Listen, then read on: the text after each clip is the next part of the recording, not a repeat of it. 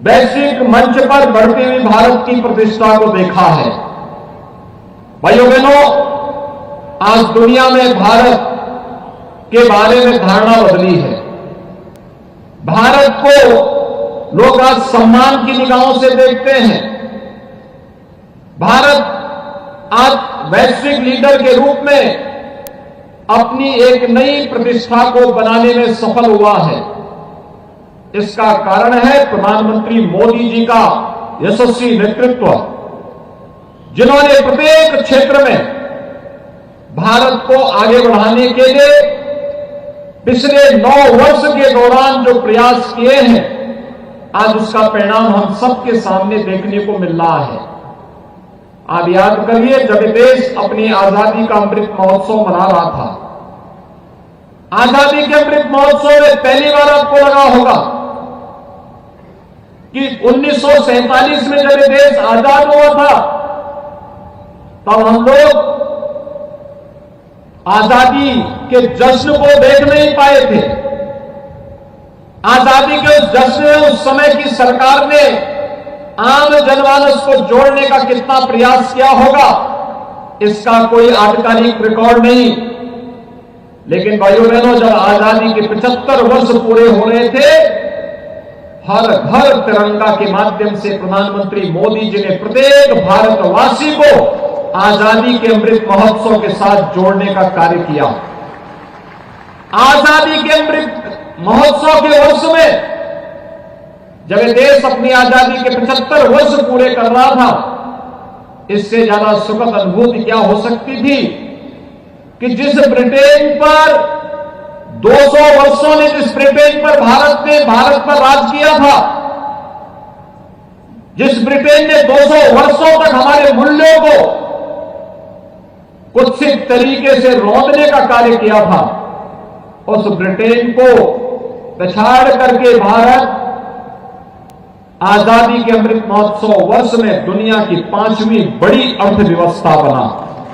और भाइयों बहनों, आजादी के अमृत काल के प्रथम वर्ष में दुनिया के 20 बड़े देशों की, जिन देशों के पास दुनिया की 65% से अधिक आबादी निवास करती है, जिन देशों ने दुनिया के 85% संसाधनों पर अधिकार है, और जिन देशों के पास दुनिया के 90% से अधिक पेटेंट पर जिन देशों का अधिकार है, उन 20 बड़े देशों के समूह की अध्यक्षता प्रधानमंत्री मोदी जी के नेतृत्व में वर्तमान में भारत कर रहा है।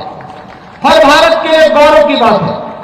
आज भारत का नागरिक दुनिया में जहां कहीं भी जाता है, सम्मान की निगाहों से देखा जाता है।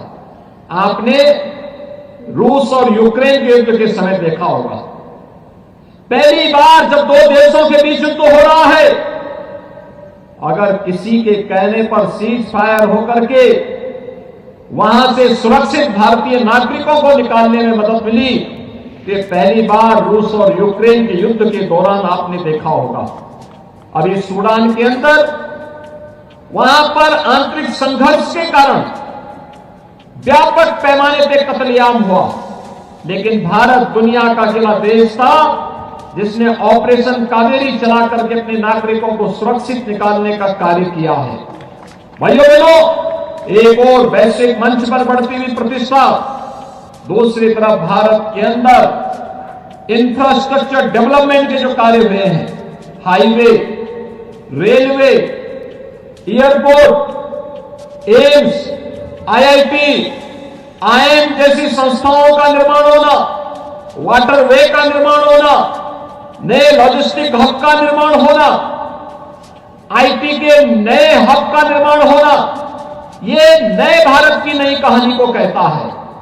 और भाइयों बहनों, एक तरफ तेजी के साथ भारत के अंदर बन रहे इंफ्रास्ट्रक्चर के जो कार्य हैं, हर भारतवासी के जीवन में व्यापक खुशहाली करने और उसके माध्यम से रोजगार सृजन के एक माध्यम मिले हैं, तो इसके साथ ही हम सबको नहीं भूलना चाहिए कि आजादी के 60-65 वर्षों तक जिन लोगों ने देश के अंदर शासन किया, उन्होंने भले ही नारे भले ही दिए हों, लेकिन एक गरीब के लिए, एक नौजवान के लिए, महिलाओं के लिए, अन्नदाता किसानों के लिए उन्होंने अपने स्तर पर जितना प्रयास आजादी के 6-7 दशक में होने चाहिए थे, नहीं कर पाए।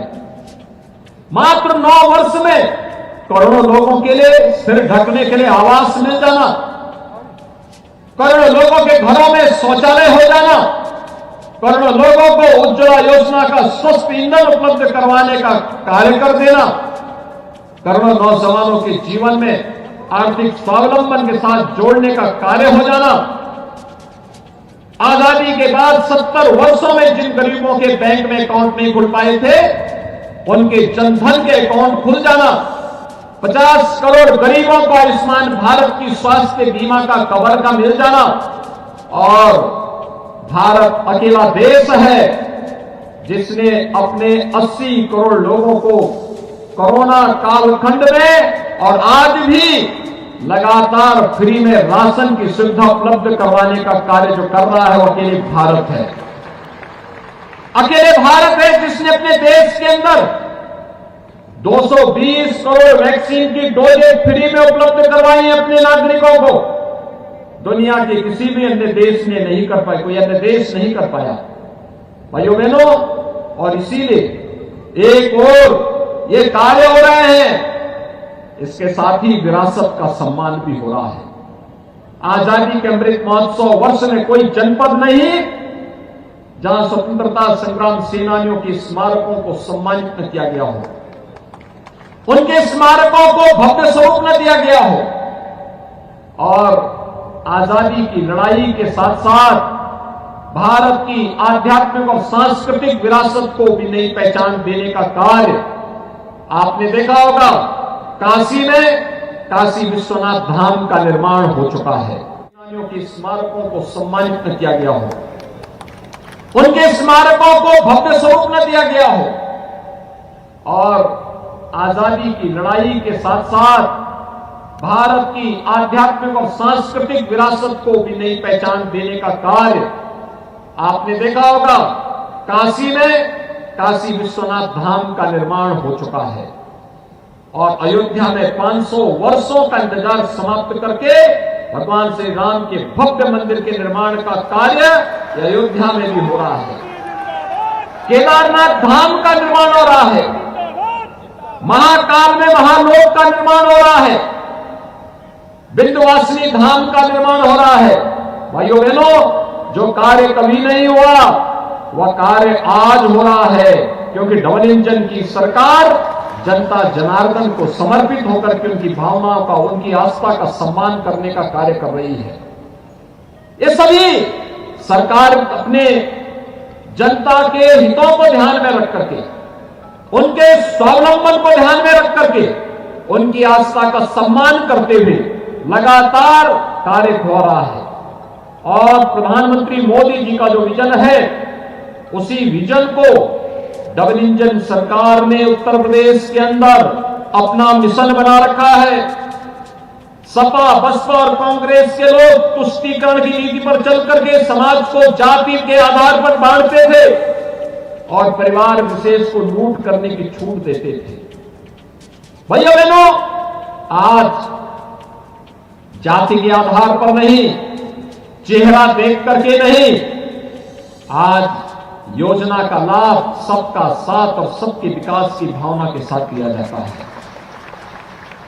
हमने चेहरा नहीं देखा और न किसी वर्ग विशेष का तुष्टीकरण किया। हमारी योजनाओं का लाभ हर नागरिक और हर परिवार की सशक्तिकरण का माध्यम बनता है। हमने तुष्टीकरण को नहीं यहां पे पनपने दिया, बल्कि हमने समाज के सशक्तिकरण पर ध्यान दिया, और आज उसका परिणाम भी हमारे सामने आ रहा है। आज हम देख रहे हैं प्रदेश के अंदर कोई नहीं कह सकता पिछले 6 वर्ष में 54 लाख गरीबों को एक आवास मिला। कोई नहीं कह सकता कि जाति, मत और मजहब के आधार पर किसी के साथ भेदभाव हुआ हो। योजना का लाभ सबको देंगे। 2 करोड़ 61 लाख गरीबों के शौचालय बनाए गए। 1 करोड़ 75 लाख गरीबों को उज्ज्वला योजना के कनेक्शन दिलाए गए, और अभी तो एक कनेक्शन दिलाए हैं। अभी तो दीपावली और होली पर भाइयों बहनों, दीपावली और होली पर फ्री में रसोई गैस के सिलेंडर भी उपलब्ध करवाने वाले हैं। 10 करोड़ लोगों को उत्तर प्रदेश में आयुष्मान भारत की योजना का लाभ दिया जा रहा है और 15 करोड़ लोग पिछले 3 वर्ष से लगातार फ्री में राशन की सुविधा का लाभ उत्तर प्रदेश के अंदर प्राप्त कर रहा है। भाइयों बहनों, ये डबल इंजन सरकार का करिश्मा यही है।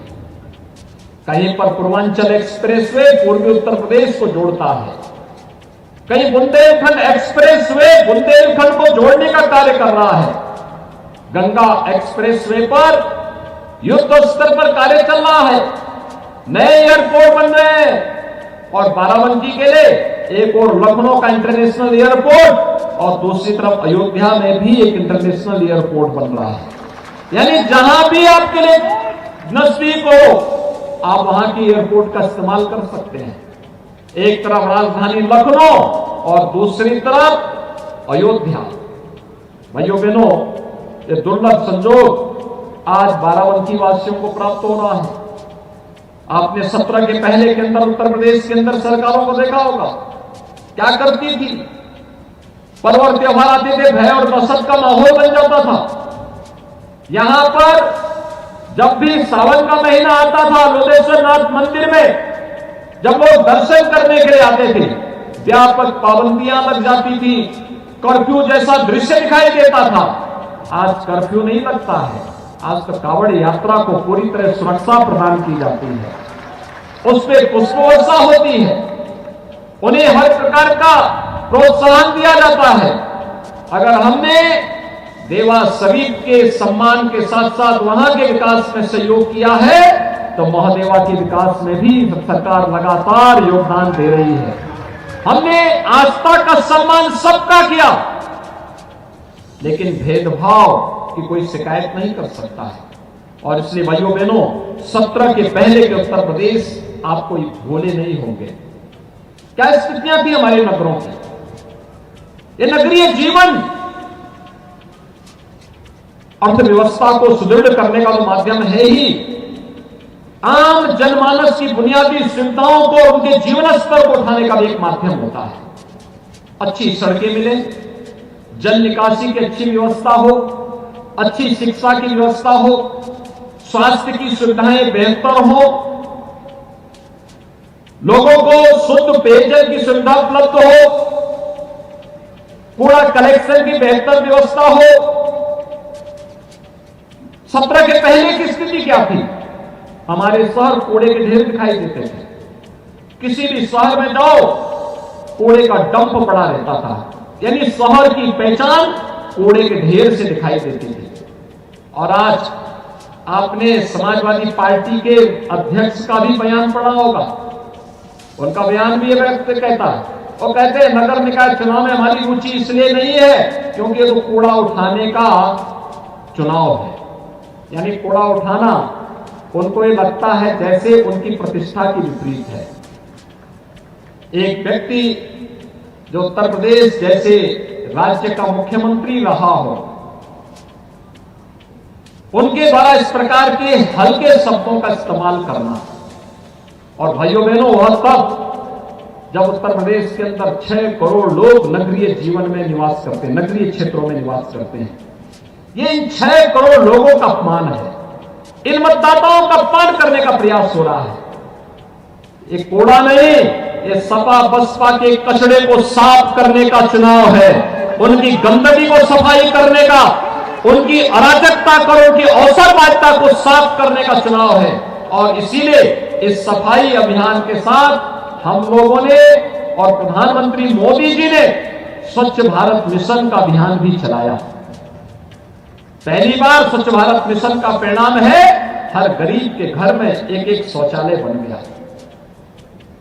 यह स्वच्छ भारत मिशन हर नागरिक की यानी नारी गरिमा की सुरक्षा का प्रतीक तो बना ही, यह स्वच्छ भारत मिशन साथ ही साथ स्वस्थ भारत का मिशन भी बना। स्वस्थ भारत की आधारशिला भी यहीं से प्रारंभ होती है। बीमारियों का खर्चा लोगों का घटा है, कम हुआ है। लोगों को बेहतर सुविधाएं मिलनी प्रारंभ हुई है। आज किसी भी नगर में आप जाएंगे, आज कूड़े का ढेर उस नगर की पहचान नहीं होती है। आज तो उस नगर की पहचान एक स्वच्छ शहर के रूप में होती है। और हम तो उत्तर प्रदेश के अंदर 17 नगर निगमों को स्मार्ट सिटी के रूप में विकसित कर रहे हैं, जिनमें 10 नगर निगमों को भारत सरकार और 7 नगर निगमों को प्रदेश सरकार उन्हें सपोर्ट करके स्मार्ट सिटी मिशन के अंतर्गत वहां पर जनता की बेहतरीन सुविधाओं के लिए कार्य कर रही है। भाइयों बहनों, 2017 के पहले हमारे शहरों में शोधों का आतंक हुआ करता था। बेटियां स्कूल नहीं जा पाती थी, महिलाएं बाजार नहीं जा पाती थी, व्यापारियों से रंगदारी वसूली होती थी, कोई व्यक्ति घर के बाहर निकला हो वापस आ सके इसकी कोई गारंटी नहीं थी। आज तो हमारे शहर सेफ सिटी हो रहे हैं, सेफ सिटी के रूप में अपनी एक पहचान बना रहे हैं। हमने एक ट्रायल किया पूरे प्रदेश के 75 जनपदों में। जब कोरोना कालखंड में हमें एक एक चीज की मॉनिटरिंग करनी थी, हर जिले में हमने integrated command and control centre तैयार किए थे। एक कमांड एंड कंट्रोल सेंटर उस जिले के अंदर कोरोना प्रबंधन के कार्य की मॉनिटरिंग कर रही थी। और भाइयों बहनों, अब यही कमांड एंड कंट्रोल सेंटर हमारे शहरी जीवन की आधारशिला में व्यापक परिवर्तन का माध्यम बनने जा रही है। हम उसे सेफ सिटी में भी जोड़ेंगे, डोर टू डोर कूड़ा कलेक्शन में भी करेंगे और उसका इस्तेमाल हम लोग शहरी क्षेत्र में जनता की अन्य सुविधाओं को मॉनिटरिंग करने में भी करने जा रहे हैं। व्यापारी रंगदारी देता था, आज व्यापारी को 10 लाख रुपए की सुरक्षा बीमा का कवर हमारी सरकार ने दिया है। और भाइयों बहनों, यही नहीं, पटरी व्यवसायियों को पीएम स्वनिधि योजना के साथ जोड़ने का कार्य हुआ है। पीएम स्वनिधि योजना में बैंकों से ब्याज मुक्त ऋण उपलब्ध करवाकर उन्हें आर्थिक स्वावलंबन की ओर अग्रसर करने का कार्य हो रहा है। आज कोई अपराधी और कोई माफिया सीना तान करके नहीं चल सकता। रंगदारी की बात तो बहुत दूर है, आज वो सीना तान करके नहीं चल सकता है, क्योंकि उसे मालूम है जैसे सड़कों पर सीना तान करके चलेगा तो पुलिस उसका इंतजार कर रही होगी और आज वह गले में पिछले तख्ती लटका करके जान की भीख मांगता हुआ दिखाई देता है। आज किसी व्यापारी और किसी शरीफ व्यक्ति को छेड़ने का दुस्साहस नहीं कर सकता है। और इसलिए भाइयों बहनों, आज हम सब आपके पास आए हैं ये नगरीय जीवन को स्वच्छ, सुंदर और सुरक्षित बनाने के लिए। हमारी सिटी हो स्मार्ट, हमारे नगर हो सेफ सिटी के रूप में हमारी नगर अपनी पहचान बनाए, जनता को बुनियादी सुविधाएं प्राप्त हो, हर घर नल की योजना प्रभावी रूप से लागू हो सके। इस दृष्टि से भारतीय जनता पार्टी सभी नगर निकायों में चुनाव लड़ रही है और नगर निकायों में चुनाव लड़ा करके जनता के जीवन स्तर में व्यापक परिवर्तन का यह माध्यम नगर निकाय चुनाव बन सके, इसके लिए आज भारतीय जनता पार्टी आप सबसे अपील करने के लिए आई है।